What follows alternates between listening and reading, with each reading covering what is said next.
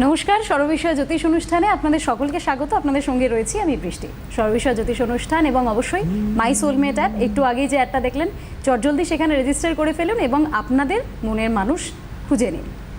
আর আমাদের রইল অনুষ্ঠান সিটিভিএন একেডি প্লাস ইউটিউব চ্যানেলে যান, সেখান থেকে এই মুহূর্তে সর্ববিষয় জ্যোতিষ অনুষ্ঠান লাইভ চলছে, সেটা দেখতে পারেন। এরপরে ভিডিও থাকবে, সেটাও দেখতে পারেন। তবে অবশ্যই সিটিভিএনকে সাবস্ক্রাইব করবেন, যাতে আপনাদের সবার প্রিয় অনুষ্ঠান এই সর্ববিষয় জ্যোতিষ অনুষ্ঠান যখন পোস্ট হবে তার ফার্স্ট নোটিফিকেশনটা যেন আপনার কাছে পৌঁছে যায় চটজলদি। এবার হচ্ছে আসি আজকের আমরা আমাদের আলোচনায়। সর্ববিষয় জ্যোতিষ অনুষ্ঠান আপনারা জানেন, আমরা প্রত্যেক দিন এমন কিছু বিষয় নিয়ে আলোচনা করি যেটা আজকের বিষয় এবং তার সঙ্গে জ্যোতিষ সম্পর্কিত। তবে অবশ্যই আপনারা সরাসরি কথা বলুন বলে নাম্বার যাবে, সেখান থেকে নাম্বার নিয়ে ফোন করুন। এবং আজ দাদা নিজেই বলেছেন যে আজকে প্রচুর ফোন নেওয়া হবে, যারা ফোন করবেন তাদের ফোন রিসিভ করা হবে এবং কথা বলা হবে। তাই এমনিতেই সময় বেশ খানিকটা কমে গিয়েছে, আপনারা চটজলদি ফোনটা করুন, কথা বলবো। এবং যিনি কথা বলবেন এবং সমস্যার আপনাদের সমাধান দেবেন তিনি, অর্থাৎ জ্যোতিষ এবং সংখ্যাতত্ত্ববিদ কৌশিক ডি কাশ্যপ আমাদের সঙ্গে রয়েছেন। চলুন তার সাথে কথা বলে নেওয়া যাক। দাদা নমস্কার, স্বাগত। নমস্কার, সকলকে আমার আন্তরিক প্রীতি, শুভেচ্ছা, অভিনন্দন। বড়দের আমার শ্রদ্ধা এবং প্রণাম জানিয়ে আজকের অনুষ্ঠান শুরু করছি। যেহেতু সর্ববিষয়ে জ্যোতিষ, একটা বিষয়ে কথা বলতে খুব ইচ্ছা করছে জানেন। প্রথমেই একটু মেজাজটাকে হালকা করে নেওয়া ভালো। বিশ্বকাপ তো চলছে, নিশ্চয়ই রাত জেগে জেগে খেলাধুলা দেখছেন ফুটবল পাগল বাঙালিরা। নিশ্চয়ই এরকম লোক প্রচুর আছেন আমার মতোই।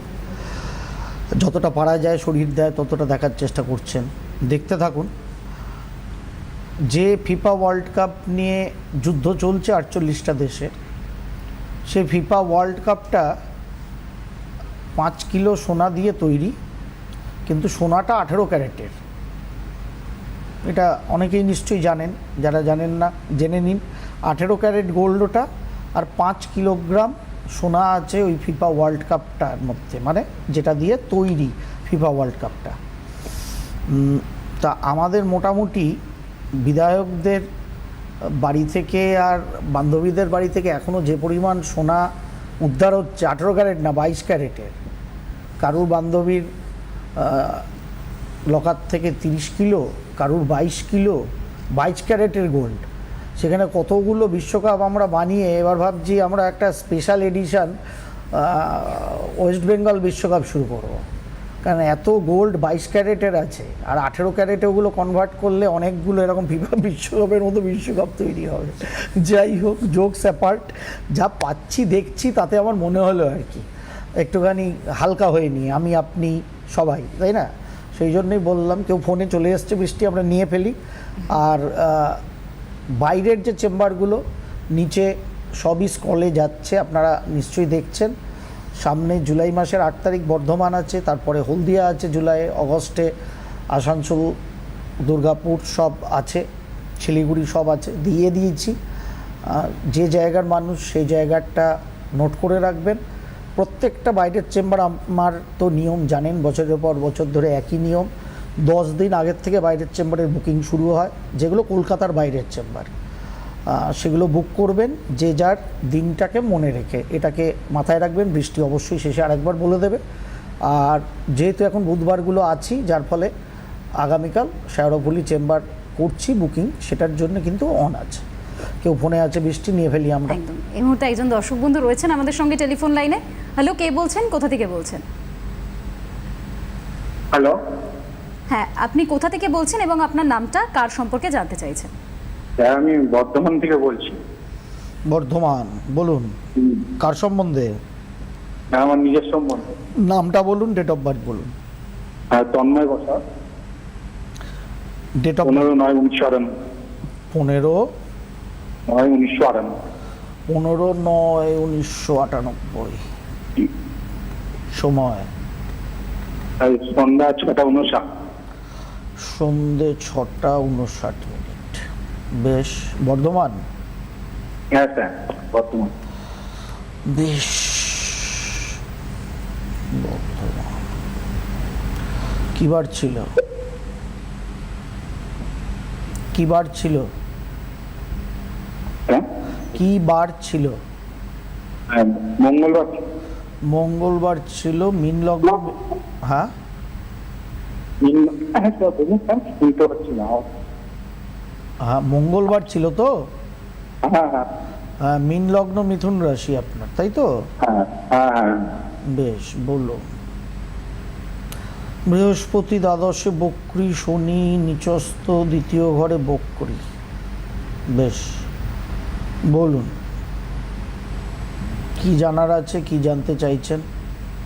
সেই ব্যাপারটা একটু জানতে চাইছিলাম স্যার, হ্যাঁ, কি জানতে চাইছিলেন? কেরিয়ারের বিষয়ে, মানে জব জব কেরিয়ার সম্বন্ধে এখন কি করছেন আপনি?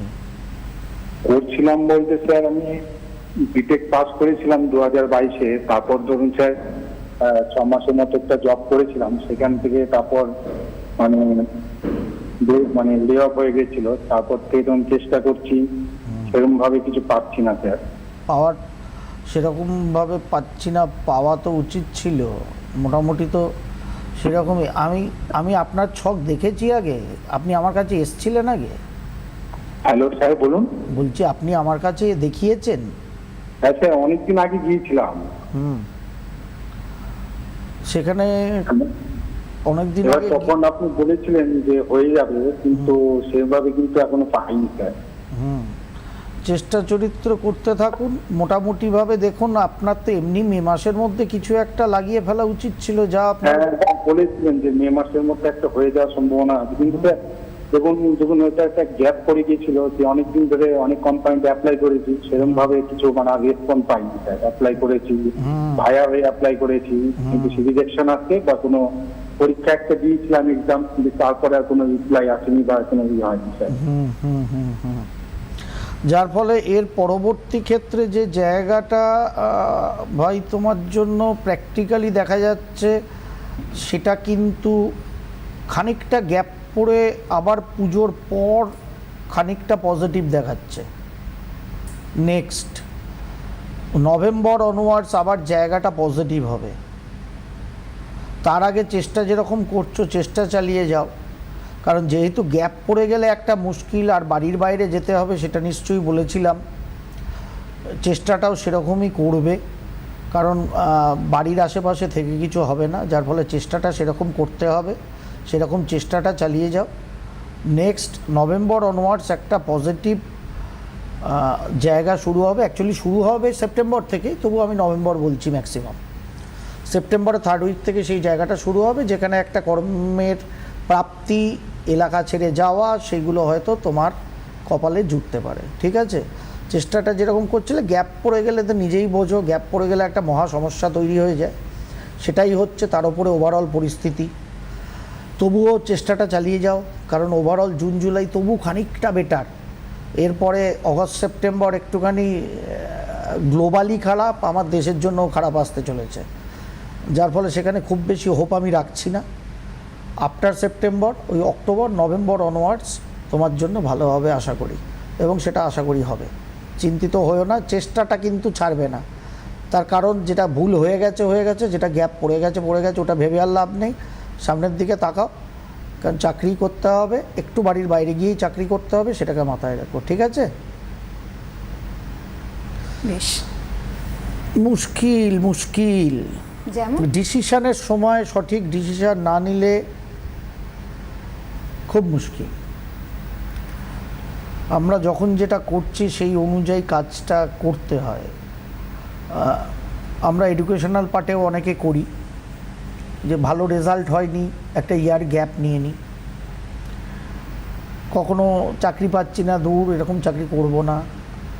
আরে চাকরিটা তো আগে করি, 2-4-5 মাসই নাই করলাম, ভালো না লাগছে, আমার স্ট্রিমে না পোষাচ্ছে না, ভাবলে ছেড়ে দিতে কতক্ষণ কোনো কিছুকে।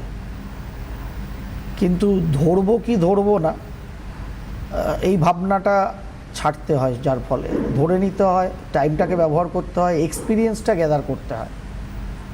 কারণ টাইমের থেকে বড় কেউ আমাদের এক্সপিরিয়েন্স দেয় না, যার ফলে সময়টাকে ব্যবহার করতে জানতে হয়, সেই মতো ব্যবহার করতে হয়, এটাকে মাথায় রেখে চলতে হয়।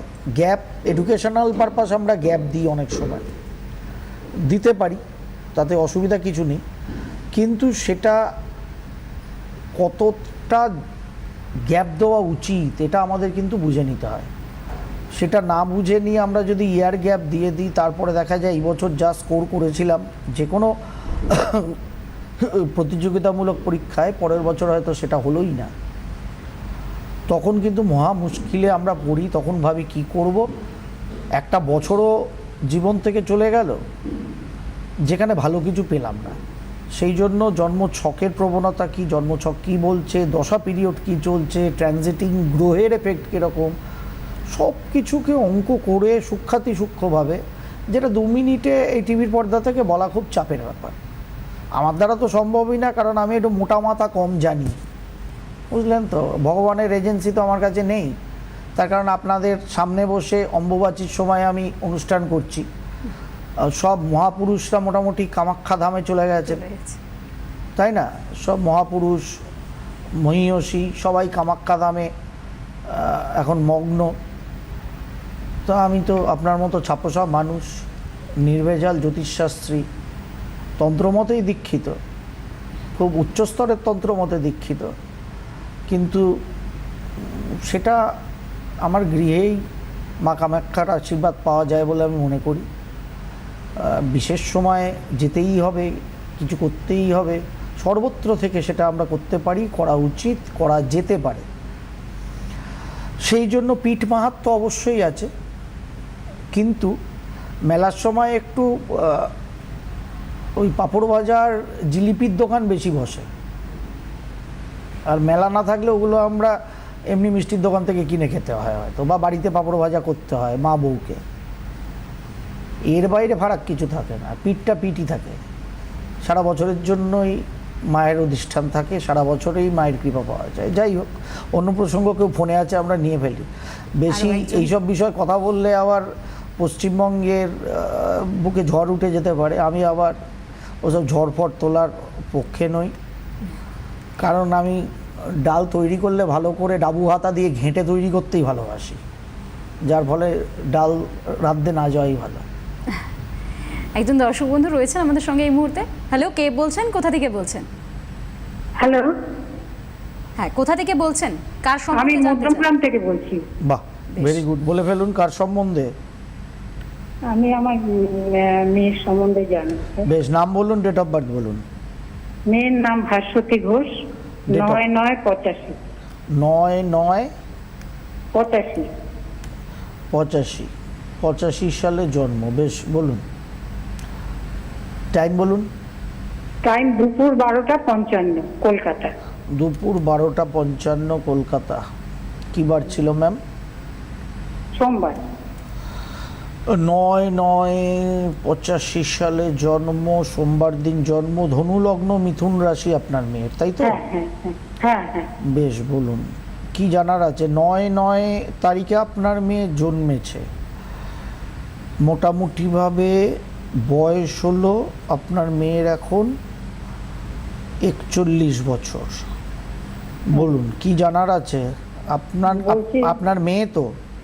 হ্যাঁ হ্যাঁ স্যার, আমার মেয়ে। বেশ, বলুন বিয়ে শাদী দিয়েছেন? হ্যাঁ দিয়েছিলাম তো স্যার, সেই 17 সালে, কিন্তু সেই 18 সাল থেকে আমার কাছে পড়ে আছে। আপনি দেখে শুনে দিয়েছিলেন না প্রেম? আমি দেখে শুনেই দিয়েছি, তাহলে দেখে শুনে দিলেও ছেলে মেয়েদের বিয়েতে মায়েরা ভালো ভেবেই দেয়, মা বাবা সবাই পরিবার, কিন্তু সেটা সব সময় ভালো হয়ে ওঠে না, তাই তো? হ্যাঁ হ্যাঁ, একদম সুতরাং তাই ছেলে হয়েছে। মেয়েরা প্রেম করলে অন্যায় করে কি ন্যায় করে, এটা অন্তত আপনি বুঝতে পারছেন যে সেটা মানে বলার অধিকার গার্জেনদের থাকে, কিন্তু তারা সবসময় ভুল করে এরকমও না, পিতামাতাও না, ভুল না, করতে পারে, তাই না? হ্যাঁ হ্যাঁ একদম।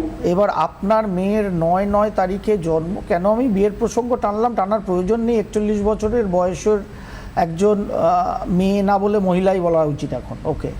হ্যাঁ সেখানে কেন টানলাম, কারণ সপ্তমস্ত চন্দ্র বসে আছে অষ্টমপতি সপ্তমে ধনু লগ্নের।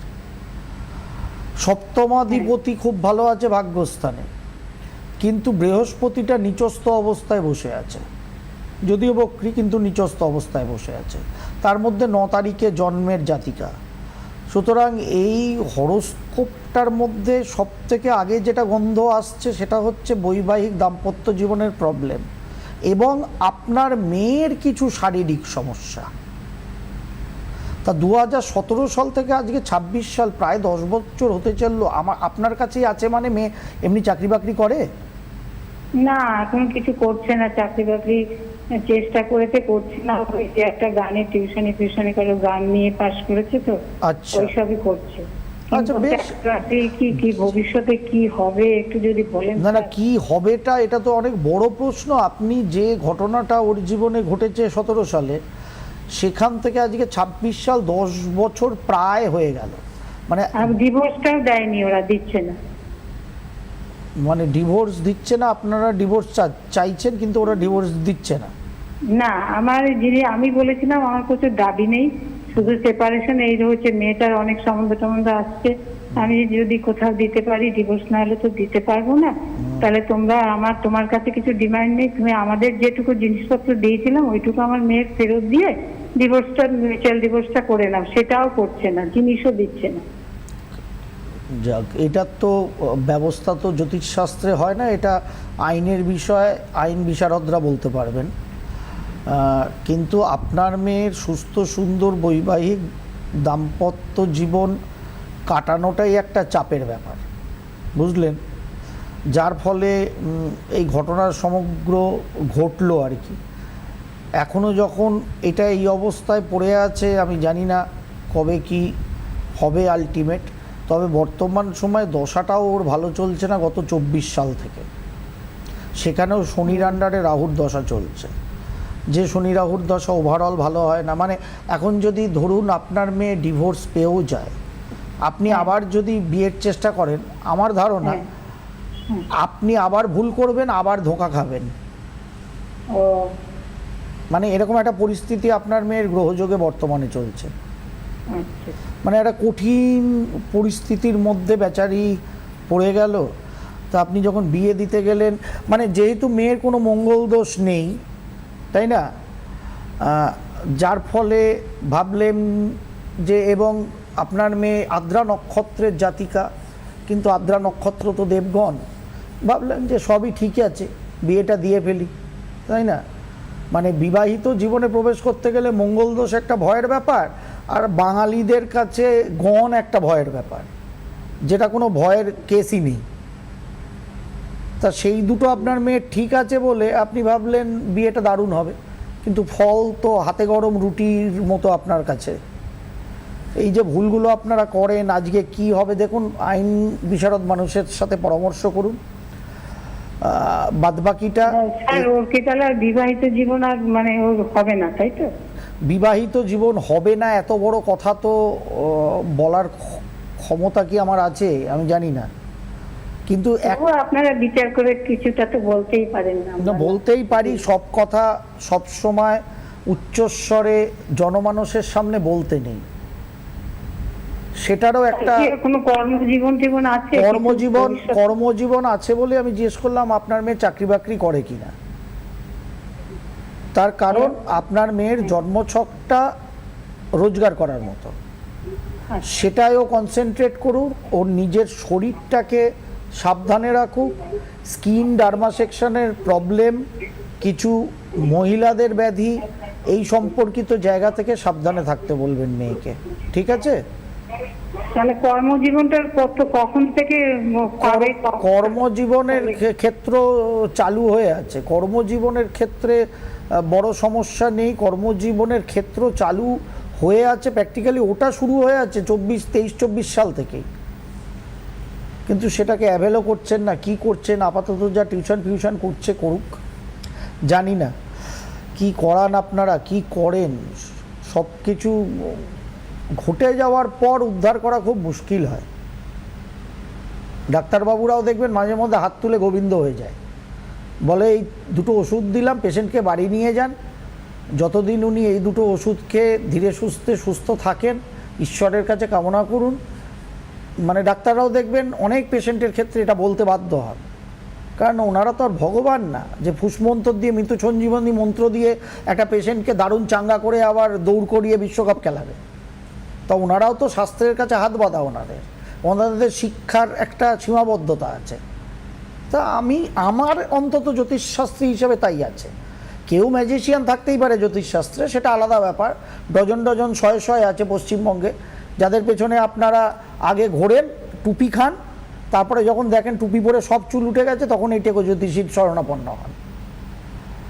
তা এটাকে মেয়েকে কিছু কাজকর্ম করতে বলুন, শরীরটাকে সুস্থ রাখতে বলুন, কারণ শারীরিক পাটেও কিন্তু ডিস্টারবেন্স আছে, রোজগারের জায়গা চলছে, রোজগারটাকেও অ্যাভেল করুক। বাদবাকি যা হবে 2028 সালের শেষ মিডিল থেকে গিয়ে হয়তো কিছু পরিবেশ পরিস্থিতি ঘুরতে পারে। তার আগে বৈবাহিক দাম্পত্য জীবনে আর কি ঘুরবে আমি জানি না। যা আছে ততই বছর, তা বলে ভাববেন না আরেকটা বিয়ে দিলে দারুণ বিয়ে হয়ে যাবে, সেটা কিন্তু আমি একবারও বলছি না। পরের বার এসে আমার চেম্বারে বলবেন না আপনি তো বলেছিলেন অনলাইনে, সেই জন্য আগের থেকে বলে দিলাম কথাটা। এরকম কথা কিন্তু আমি এখান থেকে বলছি না, কারণ আপনার মেয়ের জন্ম ছকটা ওভারঅল বৈবাহিক দাম্পত্য জীবন কাটানোর জন্য খুব একটা ভালো না। তা বলে কি এই ধরনের জন্মছকে কোনো মেয়ে বা মহিলা দাম্পত্য জীবন কাটাচ্ছে না বা কাটাবে না? কাটাবে। তার জন্য সেই জন্যে আমি মাই সোলমেটটা করেছি। সঠিক বোঝাপড়ার মানুষকে খুঁজে নিতে হয় যেখানে বন্ডিংটা থাকে।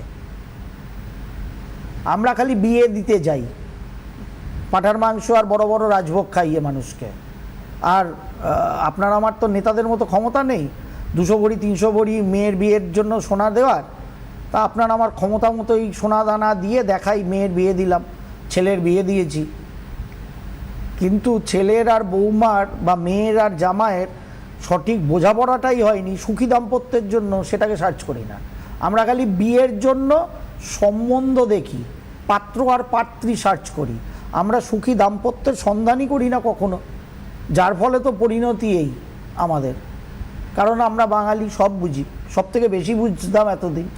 এখন বোধহয় একটু ঘুম ভেঙেছে আমাদের, সিদ্ধারাগুলো আবার পাউডারে অন্য কোনো কলে জোড়া হচ্ছে, একটু সোজা হচ্ছে সিদ্ধারা আমাদের। এখন একটু বুঝছি লাস্ট 1 মাস আগের থেকে। এবার পরিবর্তন হবে বাঙালির। সুতরাং শুধু বিয়ে না, বারবার এই একটা কথাই মাই সোলমেট করার পেছনে আমার একটাই সামাজিক দায়বদ্ধতা। দয়া করে শুধু বিয়ে দিতে যাবেন না, সুখী দাম্পত্যের খোঁজ করুন।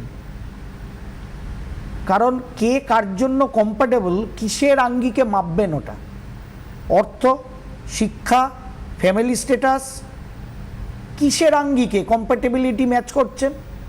কি বুঝে গেছে এখনকার দিনের ছেলেমেয়েরা?